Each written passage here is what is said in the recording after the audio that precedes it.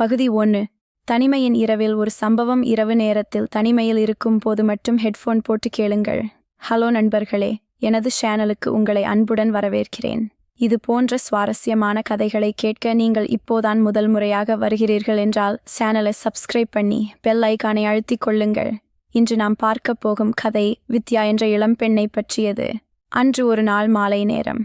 வித்யாவும் அவளுடைய அம்மாவும் சமையல் முடித்துவிட்டு டீ அருந்திக் கொண்டே வாசற்படியில் அமர்ந்திருந்தார்கள். அப்போதுதான் அவர்களுடைய அக்கம்பக்கத்து வீட்டு சுமதி அழுத கண்களோடும் சிவந்த மூக்கோடும் உள்ளே நுழைந்தாள்.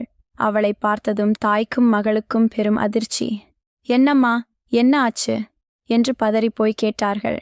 சுமதியோ பதில் சொல்லாமல் வந்து தூணில் சாய்ந்து கொண்டு விம்ம ஆரம்பித்தாள். அவளுக்கு அழுகை அடைத்து கொண்டது.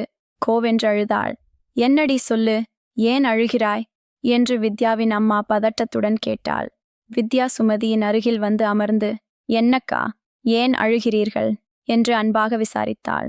சுமதி தலையை வருடியபடி, அவர் என்று தயங்கினாள். என்ன சொல்லும்மா, தயங்காம சொல்லு என்று வித்யா ஊக்குவித்தாள். அப்போதுதான் சுமதி சொன்னாள், அவர் 2வது கல்யாணம் பண்ணிக்கப் போறாராம். இதைச் சொல்லும்போதே அவளுக்கு தொண்டை அடைத்தது. வித்யாவும் அவள் அம்மாவும் ஒரே நேரத்தில் ஏன் என்று கேட்டார்கள். எங்களுக்கு கல்யாணமாகி 5 வருஷமாகுது, பிள்ளை இல்லை, இனியும் உனக்கு குழந்தை பிறக்காது, அதனால் நான் இன்னொருத்தியை கல்யாணம் பண்ணிக்கப் போறேன் என்று சொல்றார் என்று சுமதி அழ ஆரம்பித்தாள். வித்யாவின் அம்மா சிலை போல் நின்றுவிட்டாள். வித்யாவும் அதிர்ந்து போனாள். சிறிது நேரம் கழித்து சூதாரித்து, நீ என்ன சொன்னே என்று கேட்டாள். யார் வீட்டுப்பா, அதெல்லாம் முடியாது, பிள்ளை வேணும்னா தத்தெடுத்துக்கலாமே என்று நான் சொன்னேன் என்றாள் சுமதி. அதுக்கு அவர் என்ன சொன்னார் என்று வித்யா கேட்டாள். அதெல்லாம் முடியாது, அது என்னுடைய வாரிசாகாது, எனக்கு என்னுடைய இரத்தத்தில் பிள்ளை பிறக்கணும்னு சொல்றார். இனிமே வர்றவள் எப்படி இருப்பாளோ, அவள் என்னை வேலைக்காரியாக்கி விடுவாளே என்று சுமதி மீண்டும் அழுதாள். அப்புறம் உன் மாமியார் என்ன சொன்னாள் என்று வித்யா கேட்டாள்.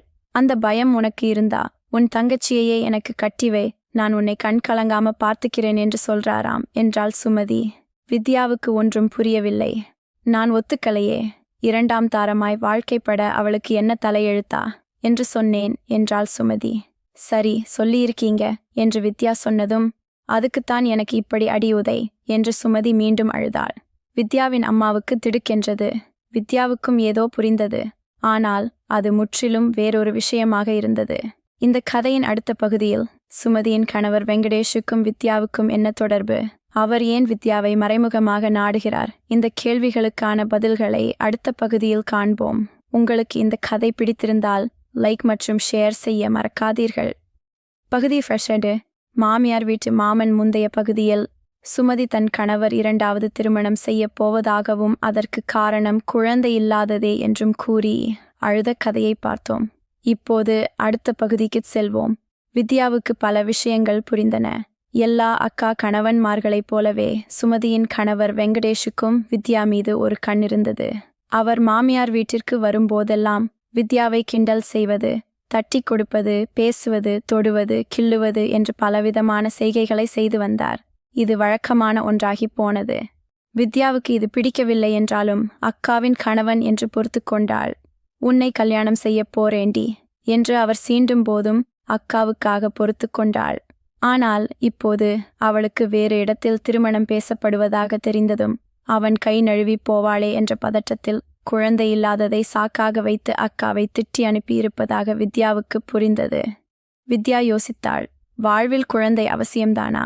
குழந்தைதான் வாரிசா? வாரிசு இருந்தால்தான் வாழ்க்கை சிறக்குமா? இந்த காலகட்டத்தில் மக்கள் தொகை பெருக்கம் அதிகமாக இருக்கும்போது வாரிசு ஒன்றுதான் வரணுமா? இப்படி பல கேள்விகள் அவள் மனதில் எழுந்தன. எல்லா அக்கா கணவன்மார்களும் மச்சினி மேல் ஆசைப்படுவது இயற்கையோ? ஒன்று எடுத்தால் ஒன்று இலவசம் போல அக்காவை கல்யாணம் செய்தால் தங்கையும் தன் வசம் வருவாள் என்று நினைக்கிறார்களா? இப்படி யோசித்துக் கொண்டிருந்த போது சுமதி வித்யாவின் கையை பிடித்து மீண்டும் அழ ஆரம்பித்தாள். ஏங்கா, மறுபடியும் அழுகிறீர்கள் என்று வித்யா கேட்டாள். நீதான் எனக்கு உதவி செய்யணும் என்று சுமதி பரிவுடன் சொன்னாள். என்ன உதவி வேண்டும் சொல்லுங்கக்கா என்றாள் வித்யா. அவரை கல்யாணம் செய்து கொண்டு என்னை மட்டுமில்லை, என் வாழ்க்கையையும் நீதான் காப்பாத்தணும் என்று சுமதி கூறினாள். வித்யா அதிர்ந்து போனாள். என்னக்கா சொல்றீங்க? உங்க வாழ்க்கையை காப்பாத்த நான் 2வது தாரமாய் போய் என்னுடைய வாழ்க்கையை நானே கெடுத்துக்கணுமா என்று கேட்டாள். எனக்கும் பிள்ளை இல்லாம போனா நீயும் இன்னொரு தங்கச்சியை தேடுவியா அப்புறம் 3வது மனுஷி வந்தாலும் நீயும் நானும் ஒளிஞ்சு கிடக்கணும் தெரியுமா என்று சுமதி கேட்டாள். சுமதிக்கு பதில் சொல்ல முடியவில்லை. அவள் உறைந்து போய் நின்றாள். பிறகு விட்டத்தை பார்த்தபடி கோவென்ற